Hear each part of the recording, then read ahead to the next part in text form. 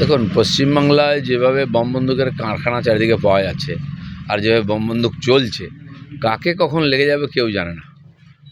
একদিন তো আমাদের লোকেদের মারা হতো, 250 লোককে মারা হয়েছে আমাদের, গুলি করে, মেরে, পিটিয়ে, গাছে টাঙিয়ে সব হয়ে গেছে। এখন সমস্ত সেই দুষ্কৃতকারীরা টিএমসির মধ্যে ঢুকেছে। এখন ভাগবাঁটোয়ারা নিয়ে শুরু হয়ে গেছে। এত ব্যাপক দুর্নীতি আর ভাগবাঁটোয়ারা, কম বেশি হলেই মেরেছে। তারাই প্রতিনিধি হয়ে গেছে, চেয়ারম্যান, কাউন্সিলর, এমএলএ, এমপি হয়ে গেছে। তো পুরো অপরাধীকরণ হয়ে গেছে। পার্টির মধ্যে চলছে। দুর্ভাগ্য ওদের, ওদের পার্টির লোক খুন হচ্ছে, তার পার্টির লোক বা পরিবারের লোক বলছে এনআইএ তদন্ত চাই, সিবিআই তদন্ত চাই। পুলিশের উপরে ভরসা নেই। পুলিশ এত নিকম্মা হয়ে গেছে এখানে। পুলিশের কাজ একটাই, গরুর গাড়ি থেকে টাকা তুলে দাও, বালির গাড়ি থেকে টাকা তুলে দাও, পার্টিকে দাও।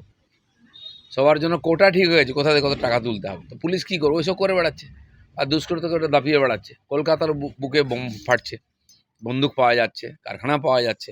পশ্চিমবাংলার মানুষকে তো খেতে দেয় না, তারপরে সুস্থভাবে বাঁচতেও দেবে না।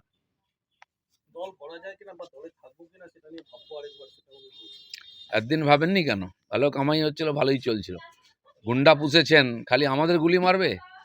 গুলি তো ওদের দিকেও মারবে। আজকে দেখুন, তালিবানকে কাজে লাগিয়ে পাকিস্তান ভারতের বিরুদ্ধে লাগাচ্ছিল।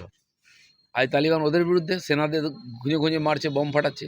তো হিংসা আর এই ধরনের কাজ কখনো শান্তি আনে না সমাজের বুকে। তাদের যদি কেউ বেশি তোল্লাই দেয় আর সেই আগুনে নিজেকে পুড়তে হয়। দেখুন, শিখুন। দাদা, ট্যাপ কেলেঙ্কারি রাজ্য ছাড়িয়ে এবার সারা দেশ প্রায় বিভিন্ন রাজ্য থেকে খবর পাওয়া যাচ্ছে ট্যাপ কেলেঙ্কারি, কি বলবেন? দেখুন, এই ধরনের সরকার যারা দান খয়রাতি করে জেতে, এই টাকার কোনো মা বাপ থাকে না। যাদের হাত দিয়ে যায় তারাই খায়। কিন্তু পশ্চিমবাংলার মতো এত ব্যাপক দুর্নীতি, কোথাও কোনো রোকটোক নাই। দিনে দুপুরে লুট হয়ে যাচ্ছে। আয়লার টাকা এলো কেন্দ্র থেকে, 7 দিনের মধ্যে চলে গেল অ্যাকাউন্টে। কোথায় গেল? সব টিএমসি নেতাদের অ্যাকাউন্টে গেল। ট্যাবও তাই হয়েছে।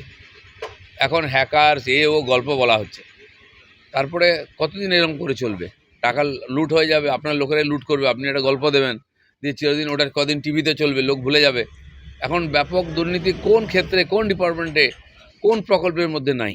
কোনো কন্ট্রোল নেই কারো, কখনো ভরসায় চলছে। সরকারি পোর্টালে থেকে হ্যাক হয়ে যাচ্ছে, কি জানতো না না, খালি এই পশ্চিমবঙ্গ সরকারের পোর্টাল থেকে হ্যাক হয়ে যায়। সারা ভারতবর্ষে তো হচ্ছে। সরকারি টাকা তো সরকারি মাধ্যমেই যায়, সরকারি অ্যাকাউন্টেই যায়। কেন্দ্র সরকারও টাকা পাঠাচ্ছে, এই হচ্ছে, সব হচ্ছে।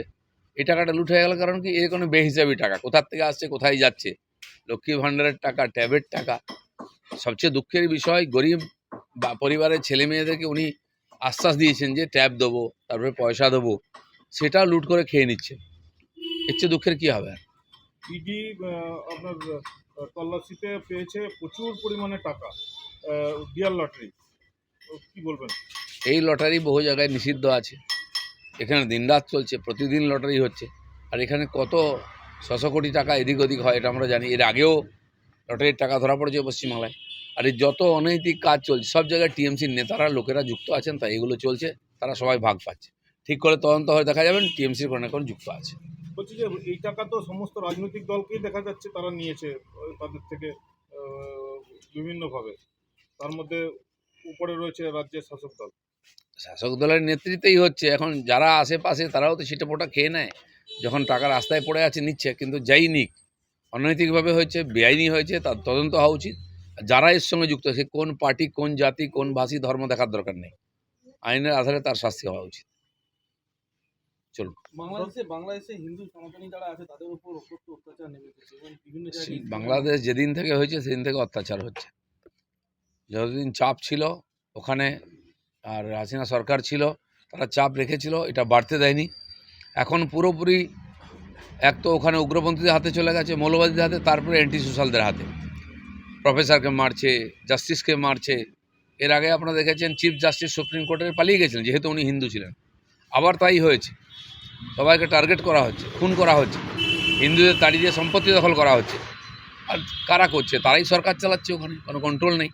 ট্রাম্প পর্যন্ত এটা নিয়ে টুইট করছেন যে হিন্দুদের উপর অত্যাচার হচ্ছে। কী ধরনের বক্তব্য বলা হয়েছে ওখানে? ইসকনকে বন্ধ করো। যে ইসকন সারা দুনিয়াতে শান্তি প্রেমের বাণী ছড়াচ্ছে, তাকে বন্ধ করতে হবে, কারণ ওখানে টেরোরিজম চাই। তো ক্ষতিটা বাংলাদেশেরই হচ্ছে। 2-4 গাছে হিন্দু আছে, আজও কালো হয়তো তাদের চলে আসতে হবে, কিন্তু তারপরে কী হবে? সিরিয়া হয়ে যাবে, আফগানিস্তান হয়ে যাবে বাংলাদেশটা। এটা আমাদের দেখতে হবে আমাদের পড়োশি দেশের, আর তার প্রভাব পশ্চিমবাংলায়ও ভারতবর্ষেও পড়বে।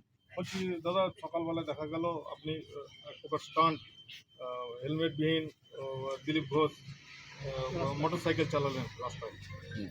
স্টান্ট ফান্ড কিছু না, আমি সুযোগ পেলে মোটরসাইকেল চালাই, অনেকদিন চালাইনি, চালালাম আমাদের কর্মীদের সঙ্গে একটা একসঙ্গে সকালবেলা ফাঁকা রাস্তায় ঘুরলাম, চা খেতে এসেছি। এটা ভালো লাগে। সেদিন বাইক চালিয়ে সংগঠন করেছি, স্কুটার চালিয়েছি, সাইকেল চালিয়েছি।